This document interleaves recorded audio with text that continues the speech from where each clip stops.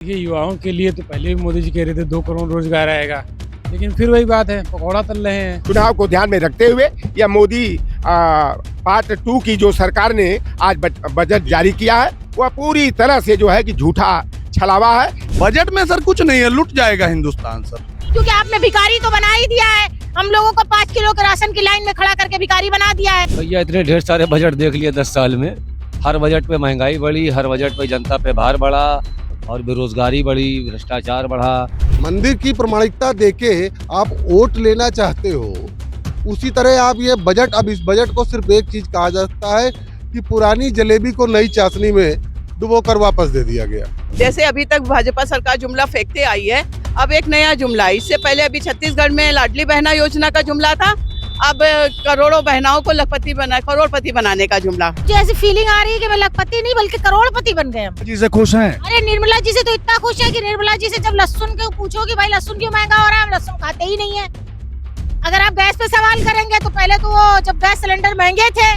तब तो जो है वो स्मृति ईरानी जी हमारी सिलेंडर पे बैठ के तांडव करती थी।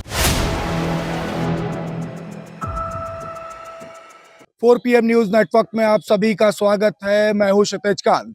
सुबह से काफी सारी खुशखबरियां भारतीय जनता पार्टी देती जा रही है। निर्मला सीतारमण एक बजट लेकर के आती हैं और उसके बाद चर्चाएं तेज हो जाती हैं।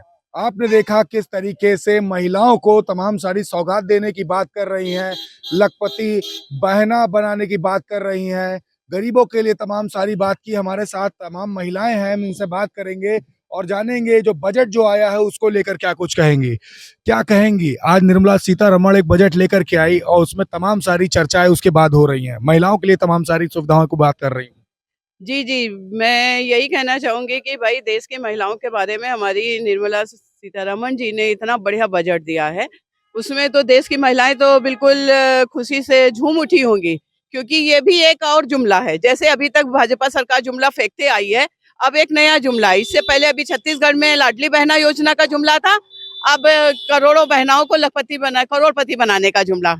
भाई ये लाती कहाँ है, आपको सपने ही आते। कभी थोड़ा बहुत आप आर्थिक जो कार्य आपका जो बजट है उस पर भी थोड़ा वर्क कर लिया करें। ये जुमला आप कब तक फेंकती रहेंगी? जुमलों से सरकार नहीं चलने वाली है। आप नए जुमलों पे जुमला दे रही है सरकार, इसके अलावा और उनके पास कोई योजनाएं तो नहीं है। देश में महंगाई में कुछ कम होती, किसी चीज में राहत मिलती, शिक्षा पे कुछ वो बजट लेके आती, वो बजट होता। आर्थिक महंगाई, उस पे तो मुझे सीतारमण जी पे हंसी आती है कि कितना वो बढ़िया जुमला लेके आई हैं। घरेलू महिलाएं हैं आप लोग, क्या लगता है क्या होना चाहिए था? देखिए, हमारे घर का बजट बिगड़ा हुआ है।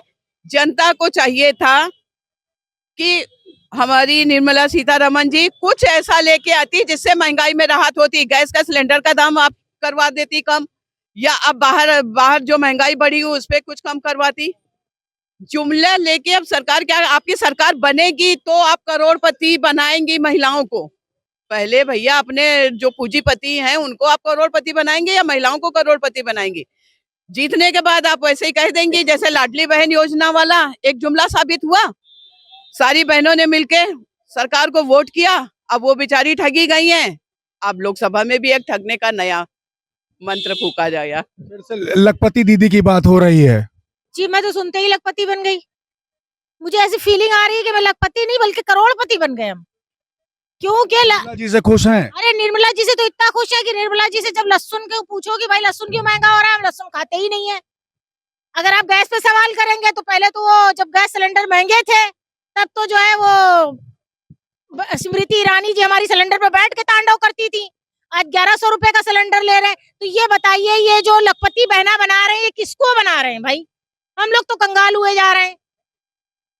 बजट किस पे आना चाहिए? तो तमाम सारी बातें आप ही के फेवर में। तो भाई देखिए, बजट ये सिर्फ जुमले हैं, कोई हम लोगों के फेवर में बात नहीं। आप बताइए महंगाई कहाँ से कहाँ जा रही है? आप देख रहे हैं 11 जो है 100 रुपए का सिलेंडर जहाँ पे 400 रुपए में मिलता था आज 1100 रुपए में मिल रहा है। सब्जियों के रेट इतने हाई हुए जा रहे हैं। आज बताइए 400 रुपए किलो लहसुन बिक रहा है। आप देखिए 400 रुपए किलो लहसुन बिक रहा है। प्याज के दाम, वो हर चीज के दाम ऐसे। हम लोग घरेलू महिलाएं हैं, हम लोगों को हर बच्चों के लिए हमारे रोजगार चाहिए। भाई आप फैक्ट्रियां बनाइए, हमारे बच्चों को रोजगार दीजिए। हमें फ्री का कुछ नहीं चाहिए, हमारे बच्चों को सक्षम बनाइए, हमारे लिए यही सब बहुत है। हमको नहीं चाहिए आपका फ्री में, ना हमको लखपति बनना है ना करोड़पति बनना है, क्योंकि आपने भिखारी तो बना ही दिया है। हम लोगों को 5 किलो के राशन की लाइन में खड़ा करके भिखारी बना दिया है, तो और भी जितने लोग हैं सबको भिखारी बनाया जा रहा है। तो आप भिखारी बनाना छोड़िए, हम लोगों को सक्षम बनाइए। हमारे बच्चों को शिक्षा चाहिए, हम लोगों को सस्ता राशन चाहिए। जो महंगाई दिन पे दिन बढ़ती जा रही है आप उसे करिए। बजट देना है तो हम लोगों के हिसाब से करिए, चुनावी जुमले मत करिए कि 10,000 रुपए डाला और वोट खींच लिया। आप पहले करिए, उसके बाद सरकार बनाइए, तब पता चलेगा। आप तो हैं ही सरकार में। काफी नाराज हैं यहाँ पर, बजट आ गया है उसके बाद नाराजगी काफी। आम आदमी क्या सोच? आम आदमी बस इतना सोच रहा है, आज मैंने बजट पढ़ा, अब तो नेट पे भी उपलब्ध है। जब बजट पढ़ा तो उसमें पूरे बजट लगभग 97 पॉइंट पर आज हमारी निर्मला सीतारमण वित्त मंत्री भारत सरकार ने बजट पेश किया। जो मात्र 97 पॉइंट पे उन्होंने अपना पूरा बजट दिया। 97 के 97 पॉइंट मित्र आप अपना खुद उसको अपडेट करके देखिए। बजट में जितना भी, एक तो डाटा नहीं है, जो भी उन्होंने डेटा दिए वो सब अनुमानित शब्द लिखा गया। एस्टिमेटेड बजट सामने है, कोई कंफर्मेशन नहीं, कोई प्रमाणित उनके पास उस चीज का डेटा नहीं। ये देश की जनता के साथ ये किस तरह का मखौल और मजाक पेश किया गया है। सिर्फ उसमें वही सारी चीजें जो चीजें अभी भी, अब उनको बहुत सारे लोग जुमला बोलते हैं, बहुत सारे लोग चुटकुला बोलते हैं, वही 4 लाइनें गिन के आप क्या दिखाना चाहते हो? गरीबों के लिए, उसमें युवाओं के लिए रोजगार की बात नहीं, सिर्फ आपने लिख दिया 1.2 करोड़। वो आप पिछले 10 साल से लिखते चले आ रहे हैं। ये कहाँ गया आपका वो कौशल विकास प्रशिक्षण? उसमें युवाओं को नौकरी कितनी दी जाएगी, उनके लिए बजट का निर्धारण क्या रहा, दिखा नहीं है। शिक्षा पर आप कैसे काम करेंगे, इस चीज को भी वही अनुमान, इस पे इतना अनुमानित। अरे अनुमानित कुछ कभी आपका प्रामाणिकता रहेगी? मंदिर की प्रामाणिकता देके आप वोट लेना चाहते हो, उसी तरह आप ये बजट, अब इस बजट को सिर्फ एक चीज कहा जा सकता है कि पुरानी जलेबी को नई चाशनी में डुबोकर वापस दे दिया गया। नाराजगी काफी है आप लोगों को। कोई नाराजगी नहीं। नाराजगी किस चीज की? वो सरकार है, हम जनता है, वो हम पर दंभर दबाव बनाते रहेंगे, हम अपनी बात चिल्लाकर सड़कों पर कहते रहेंगे। सदन में आप बजट लोक लुभावन कैसा भी पेश कर दें, लेकिन देश में जमीन पर लोगों के हालात तो खस्ता है। आज भी आपके प्रधानमंत्री आवास योजना के तहत लाभार्थियों की वही पुरानी लिस्टें चली आ रही हैं। कितने नए मकान बनाए गए कहीं नहीं पता। नई यूनिवर्सिटियों के लिए क्या बजट में है, कहीं भी किसी चीज का जिक्र नहीं। नए मेडिकल कॉलेजों के लिए उन्होंने क्या व्यवस्था की है, उसके लिए उसमें कोई जिक्र नहीं। बच्चों के जो कुपोषण आज भी देश के कोने कोने में फैला हुआ है, उस पर सरकार ने कोई निर्धारित बजट नहीं दिया। ये कैसा बजट है? ये कैसा बजट है कि सिर्फ आप उस पर 2 चीज पे फोकस करते हो? हमारी जीडीपी बढ़ गई, हमारी जीडीपी बढ़ गई, एमएसपी पर किसानों को चीजें मिल रही। आज लहसुन 400 रुपए किलो बिक रहा है, ये बजट में आपने लिख के दिया। टमाटर अभी 250 रुपए में बिक के खत्म हुआ, इस पर आपने लिख के दिया। क्या क्या चीज उसमें आपने ऐसे लिख के दिया कि यार आगामी 1 साल के लिए हम सब्जियों के रेट को स्थिर करेंगे? दूध जो आज से 1 साल पहले मात्र आपके 38 रुपए लीटर पैकेट के दूध हुआ करते थे, वो दूध आज जाके आपका 66 रुपए में बिक रहा है। उस पर कंट्रोलिंग के लिए आपने व्यवस्था की। महंगाई को दबाने का 1 भी % उसमें पूरी बजट में 97 बिंदुओं में कहीं नहीं मिलता। काफी नाराजगी है लोगों में, अलग अलग बात कर रहे हैं। पीछे भी देखिए, यहाँ पर कुछ लोग बैठे हैं, कोशिश करते हैं समझने की। सर बजट आ चुका है, कैसा लग रहा है? बजट को लेकर के क्या सोच रहे हैं? भैया इतने ढेर सारे बजट देख लिए 10 साल में। हर बजट पे महंगाई बढ़ी, हर बजट पे जनता पे भार बढ़ा और बेरोजगारी बढ़ी, भ्रष्टाचार बढ़ा। अब ये वाला भी भैया शाम तक देखेंगे क्या हुआ है, और शाम तक नहीं तो 3 दिन में पता ही लग जाएगा। बजट देखने से पहले ही नाराजगी आ गई है। भाई जाहिर सी बात है, 10 साल से देख रहे हैं, कुछ हुआ नहीं, बल्कि जनता पे भार बढ़ता रहा, महंगाई बढ़ती रही, लोगों की पॉकेटें खाली होती नहीं। तो कैसा बजट है? बजट होता है जन सुविधा के लिए, बजट होता है देश के देशवासियों के लिए, तो उनको जो है संसाधन मिले, उनको सुविधाएं मिले, चीजें सस्ती हों और सरल ढंग से लोगों को जो है मुहैया हो। क्या हो रहा है बताइए? कौन सा बजट? अब बजट की लालसा सब खत्म हो चुकी है भैया। लोकतंत्र का जब तक सही से बचाव और संवैधानिक ढांचा जो है इसको सही से बचाया नहीं जाएगा, तब तक ये लोक लुभावने बजट सदन में बातें चलती रहेंगी और ग्राउंड लेवल पे कुछ नहीं हो पाएगा। निर्मला सीतारमण तो हमेशा आदमियों को फेवर की बात करते हैं, आम आदमी की फेवर की बात करती हैं, उसके बाद भी इतनी नाराजगी रहती क्यों है? हाँ, आम आदमी फेवर शायद सुना था कहीं, कोई लहसुन नहीं खाता, कोई प्याज नहीं खाता, ऐसे कुछ बताया तो नहीं थी। तो ये कौन सा फेवर है? मतलब चलो महंगा है कोई बात नहीं, लेकिन कोई आम आदमी नहीं खाता। और ये भी उनकी नासमझी थी, लहसुन किस चीज में नहीं पड़ता। अब कोई कच्चा खाता, कोई पक्का खाता, कोई अधपका खाता, खाते सभी ये सब ऐसे ऐसे लोग वक्तव्य हैं, समझ रहे हैं। कभी उन्हीं को रक्षा मंत्री बना दिया जाता है, कभी उन्हीं को बजट मंत्री बना दिया जाता है। अरे एक आदमी के एक स्पेसिफिक चीज होती है किसी क्षेत्र में, किसी मामले में। हर आदमी हर क्षेत्र में स्पेसिफिक नहीं हो सकता है। तो आप जिसको चाह रहे हैं बस खाली कठपुतली की तरह बैठाल दे रहे हैं, बाकी बजट कौन पेश कर रहा है ये आप खुद जान रहे हैं। बड़ी अच्छी बात कही है, हर आदमी अपनी पर्टिकुलर फील्ड में परफेक्ट होता है। जैसे जूता बनाने वाला, जैसे मोची एक अच्छा कपड़ा नहीं सिल सकता, दर्जी नहीं बन सकता, और एक दर्जी अच्छा जूता नहीं सिल सकता, उसी तरीके से निर्मला सीतारमण के बारे में बात की है। विश्वजीत जी, बजट पेश हो चुका है, निर्मला सीतारमण ने एक बार फिर से बड़ी बातें आम लोगों के लिए की हैं, कैसा लग रहा है? ये देखिए, इसका सार ये है कि बढ़ता कर्ज और रिकॉर्ड तोड़ राजस्व घाटा, बहुत सारी बातें जो ये बताते नहीं। आप जब इनसे बात करेंगे तो कहते थे 70 साल पहले ये नहीं हुआ, ये 70 सालों में नहीं हुआ। और जब इनसे आप क्या करेंगे तो कहेंगे 2047 में हम ये करेंगे। इस देश पर जो कर्ज बढ़ रहा है, इसकी जिम्मेदारी किसकी है? जो पिछले, अच्छा, अब जब आप जीडीपी की बात करते हैं, बजट की बात करते हैं, तो पिछले 10 साल मनमोहन सिंह के कार्यकाल में जो एवरेज जीडीपी ग्रोथ थी वो 6.9 थी, और इस सरकार की 5.9 है। तो कौन बेहतर काम कर रहा है और कौन नहीं कर रहा है, ये तो मतलब ऑन पेपर है। बाकी पब्लिक को जो समझना समझ रही है, जिसको जो वोट करना वो करेगी। ये बजट को वोट से क्यों जोड़ते हैं? क्यों? आप इस बजट को अपने अपने थाली से नहीं जोड़ेंगे? क्यों नहीं जोड़ेंगे? आप क्या सामान किस भाव में ले रहे हैं? आपके घर का बजट, आपके घर का बजट, इस देश का बजट और आपके घर का बजट अलग नहीं है। सब कुछ एक दूसरे से इंटरकनेक्टेड है। आप इतना समझिए। जिसको नहीं समझ में आज मैं एक बात कहना चाहता हूँ आपसे। जेब पे चोट पड़ रही है। हाँ, जेब पे कर रही चोट। मैं सिर्फ इतना जानता हूँ कि हम सभी लोग जो उनके साथ हैं या जो उनके खिलाफ है, 10 या 15 या 20 सालों बाद हम सब एक दूसरे पर शर्मिंदा होंगे कि हमने ऐसी सरकार चुनी, ऐसे लोगों का फेवर किया। इसमें इतना होगा, शर्मिंदा होंगे हम सभी लोग। नाराजगी काफी है। हाँ, ठीक बात है, नाराज हैं, इसमें कोई कहने वाली बात नहीं और उसको छुपाने की भी जरूरत नहीं। बजट को लेकर के मन में क्या आ रहा है? मुस्कुरा करके काफी सारी चर्चाएं कर रहे हैं, बजट पे कुछ नहीं बोल। बजट में सर कुछ नहीं है, लुट जाएगा हिंदुस्तान सर। आदम गोंडवी भी हमारे ब्लॉक के हैं, तुलसीदास भी हमारे ब्लॉक के हैं। वो कहते हैं, और एक बात खास, वकील से बच पा रहे, जब कचहरी चढ़ जाती है ना तो मुक्किल अपने वकील से नहीं बच पाता है, बाकी सबसे बच जाता है। तो आप सोच लीजिए, ये वकालत करने वाला अपने मुक्किल को नहीं छोड़ता है, तो ये कारपोरेट की वकालत करने वाले लोग, निर्मला सीतारमण जैसे लोग, ठीक है, मोदी जैसे लोग, मोदानी जैसे लोग, ये क्या कर पाएंगे इस हिंदुस्तान के लिए? हमको किसी भी बात पर बात नहीं करना है, बात सीधा ये करना है कि ये हिंदुस्तान का जो 2024 का मुस्तकबिल तैयार होने जा रहा है, तमाम कोई सीटें आगे दे रहा है, कोई पीछे दे रहा है, तो कुल मिलाकर के बजट एक एक पैसे का करारा हिसाब लिया जाएगा, एक एक पैसे का लिया जाएगा। ये बजट पर गांधी नहीं है, बजट लाल बस्ते में नहीं आता है, बजट ब्रीफकेस में आता है। बदल गया है इतिहास, और इतिहास जब बदल जाता है तो फिर एक एक पैसे का भी हिसाब होगा। और ये चुनाव आ गया है, चुनावी बजट है। पैसे का हिसाब लेंगे कैसे?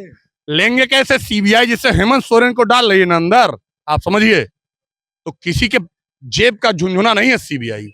सीबीआई इस देश के नौकर हैं। बजट आज फिर से आया है, अब मन में क्या आ रहा है? निर्मला सीतारमण तो बड़े बड़ी बातें आप लोग के फेवर में कर रही। देखिए, निर्मला सीतारमण ने जो दावा किया है कि 55 लाख शायद मछुआरों को भी नौकरी देने जा रहे हैं। अभी तक तो 10 साल पूरा होने को है। मछुआरों की बात छोड़िए, ये हर साल 2 करोड़ नौकरी देने का वादा करते थे। क्या 10 करोड़ 20 करोड़ ये नौकरी दिए? क्या हमारे नौजवान पढ़े लिखे जो है बताइए? परिवर्तन चौक पर गया, 2 दुकानें, बीटेक चाय वाला, बीटेक कुल्फी वाला।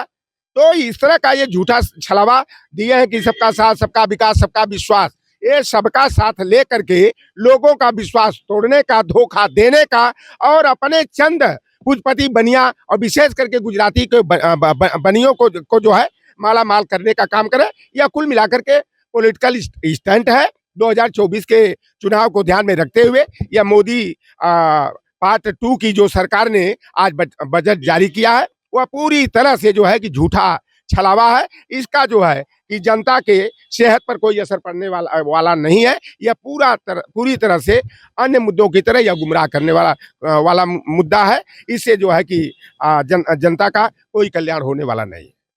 चुनाव से पहले यह अंतिम बजट बहुत मजबूत माना जा रहा है एक तरीके से, उसमें नाराज दिया ये पॉलिटिकल स्टंट है। पहले तो हंसी मुझे आ रही है कि ये 55 लाख मछुआरों को नौकरी देने की बात कर रहे हैं, तो यह पूरी तरह से, क्योंकि ये जानते हैं निषाद समाज जो है ये एक देश का सबसे बड़ा तबका है। जहाँ जल है, नदी है, ताल है, पोखर है, वहाँ निषाद है। पूरा जो है कि समुद्र के किनारे निषादों की बाढ़ है। तो यह निषादों को पहले तो राम और निषाद की मित्रता के नाम पर गुमराह करने का काम किया। 17 अति पिछड़ी जातियों को आरक्षण देने के नाम पर गुमराह किया।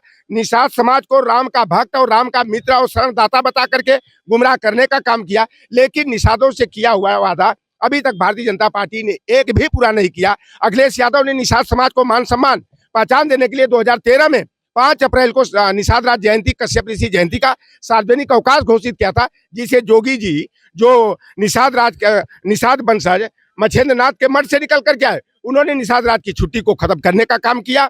17 अति पिछड़ी जातियों के जो आरक्षण का प्रस्ताव था, जोगी जी और संजय निषाद मिलकर के जो है उस प्रस्ताव को जो है कि एंडलेस करने का काम किए। 10 बरस का पट्टा माननीय नेताजी जो मछुआरा जातियों को देने का शासनादेश किए थे उसको सार्वजनिक कर दिया गया। 3 साल के लिए जो बालू मौरंग खनन का पट्टा हमारे निषाद जातियों या मध्यजीवी सहकारी समितियों को मिलता था, तो ई टेंडरिंग की व्यवस्था करके जो है निषाद समाज का हक अधिकार छीनने का काम किया। यह चुनाव के बेला पर एक बार फिर निषाद मछुआरों को गुमराह करने का भारतीय जनता पार्टी का और वित्त मंत्री सीतारमण का जो है पॉलिटिकल स्टंट है। और निषाद समाज जो है कि यह भारतीय जनता पार्टी लाख कवायद कर ले, इनके बहकावे, इनके झूठे झांसे में आने वाला नहीं है। सर आपका नाम? मोहम्मद अकील खान। अकील खान साहब, एक बार फिर से बजट आया, अंतिम बजट ये है। चुनाव से पहले एक बड़ा कदम माना जा रहा है और काफी सारी योजनाएं दी हैं, इसमें काफी सारी चीजें फेवर में है। और उसके अलावा जो सबसे बड़ी बात, ये जो महिलाओं के लिए लखपति बहन योजना, देखिए एक नगमे का एक कड़ी है, उसमें इन पे पूरी तरीके से फिट बैठती। फलक से तोड़ कर देखो सितारे लोग लाए हैं, फलक से देखो तोड़ कर देखो सितारे लोग लाए हैं, मगर मैं वो नहीं लाया जो सारे लोग लाए हैं। ये जो बजट आया है वित्त मंत्री जी का, पूरी तरीके से खोखलेबाजी, धोखेबाजी।